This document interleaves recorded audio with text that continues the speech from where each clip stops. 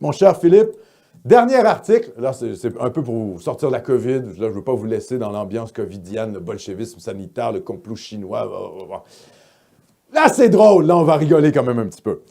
Super Straight, un mouvement jugé discriminatoire qui inquiète la communauté LGBTQ+, X, Y, Z.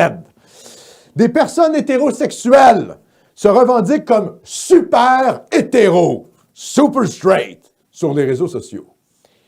Elles se défendent d'être seulement attirées par des personnes de sexe opposé nées dans leur corps.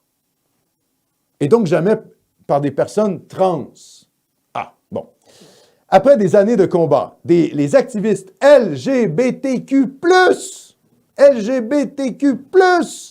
s'inquiètent de voir ce mouvement gagner en popularité alors qu'il s'y déguise une transphobie assumée de la part de ses adeptes. Ah voilà!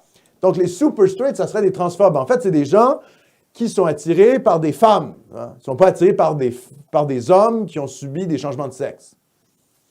Bon. D'ailleurs, on pourrait se poser... Enfin, vous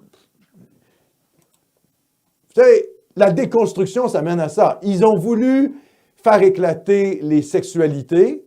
Ben voilà. Et là, maintenant, on a super straight. Bon, ben voilà. C'est une réponse, finalement, à leur folie déconstructionniste. C'est ça.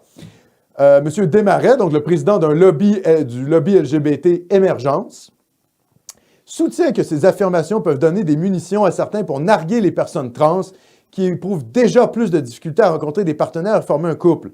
Selon une étude réalisée en 2018 au Canada, la majorité, écoute bien ça Philippe, la majorité des personnes cisgenres ne voudraient même pas considérer de fréquenter une personne trans.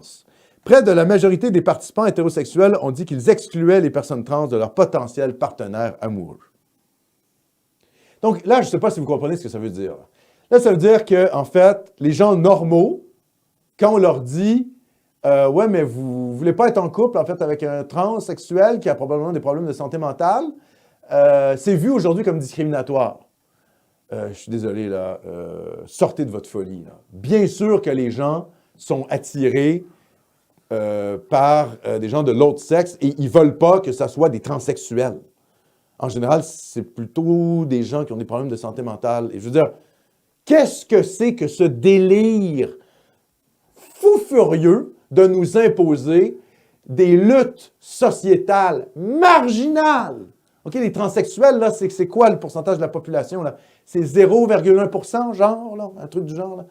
Et là, soudainement, ça devient une cause immense. On fait éclater les catégories de genre, de sexe biologique pour déconstruire toute sexualité. Et dans cette déconstruction totale, quelle est la réponse des gens normaux? Ben, c'est de s'inventer, finalement, une sexualité, entre guillemets, considérée comme juste classique il y a encore 1 an et demi. Et donc, ils créent comment je dirais, le nom super straight pour simplement pouvoir exister. Et là, évidemment, la gauche n'est pas contente, vous savez. Ça, c'est comme l'identitarisme blanc. Tout le monde a le droit de se revendiquer de sa race, Black Power, être fier d'être noir, être fier d'être indien, être fier d'être musulman, pas de problème. Si vous êtes fier d'être blanc, ah non, vous n'avez pas le droit. C'est la même chose avec les super straight. Hein? Donc, vous pouvez vous revendiquer de la déconstruction totale et d'avoir votre propre sexualité. Ah non, mais pas être hétéro. Tu vois? Ah non. Alors ça, c'est limite fascistoïde. Donc, la gauche est en train de devenir totalement ridicule.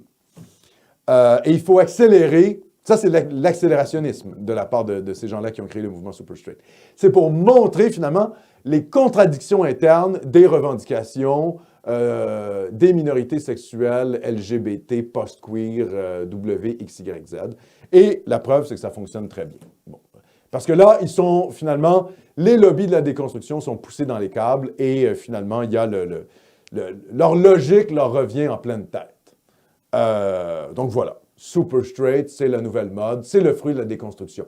Ce qui me fait dire aussi que le balancier de la déconstruction va tellement loin que quand ça va revenir dans leur gueule, mais à une puissance auquel ils ne croiront pas.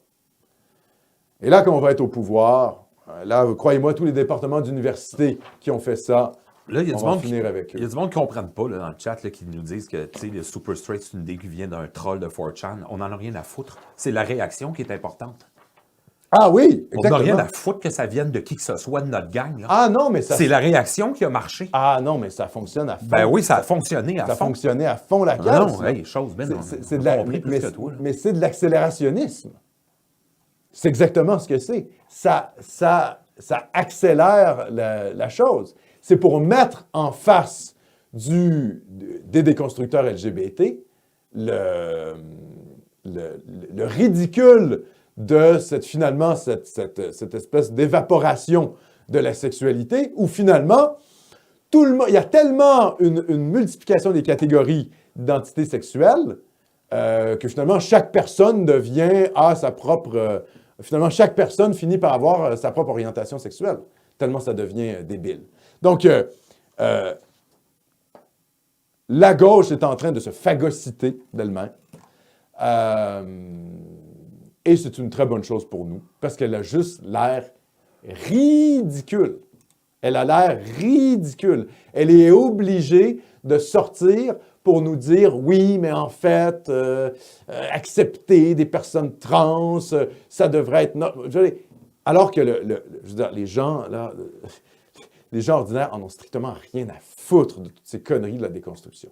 Donc, c'est pour ça que je dis, quand on va reprendre le pouvoir, toutes ces universités-là, tous ces départements universitaires qui ont financé ça, on va les foutre à la porte et on va remettre les départements universitaires en place pour continuer la reconquête culturelle.